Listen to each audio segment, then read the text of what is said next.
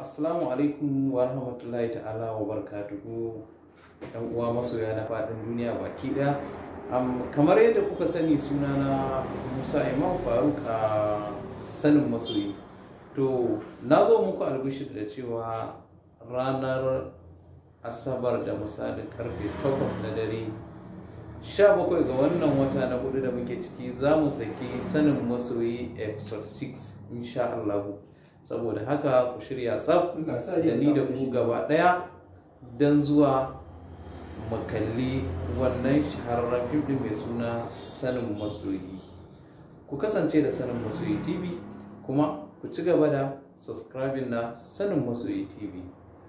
Mun gode sannan kuma har kullum kamar yadda nake gaya muku, duk wanda yake so ya bamu wata shawara ko kuma yake da wani korafi akan wannan fim da muke yi, a lokacin da kake kallon fim din akan screen din wayar ko TV, za ga number tana nan ansa. Idan ka kira wannan number za ka same ni kai tsaye, ko kuma ka je kan shafi na Facebook wato Musa Imam, ko kuma ka je Instagram kai searching Real Musa Imam, insha Allah za ka same ni a can, ko kuma a WhatsApp da wannan number. Duka duk wanda yake so ya gudanar da wani korafi zai iya samu na a can.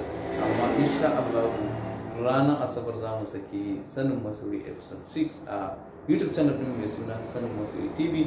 Ofisa, wani albishir za ka yi wa masoyanmu na faɗin duniya? Assalamu alaikum wa rahmatullah, barkanmu da warhaka.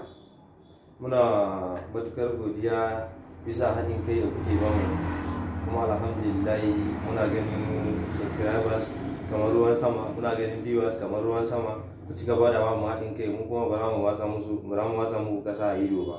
Insha Allah muna matukar godiya. Ku ci gaba da danna mana subscribers. Masu kallon mu za ku sha mamaki. Wannan ma kaɗan kuka gani, sai kun jira episode 6 ma tukunna za ku ce ma yanzu aka fara sanin masoyi. Mun gode, sai an jima. To mun gode, ku huta lafiya. Assalamu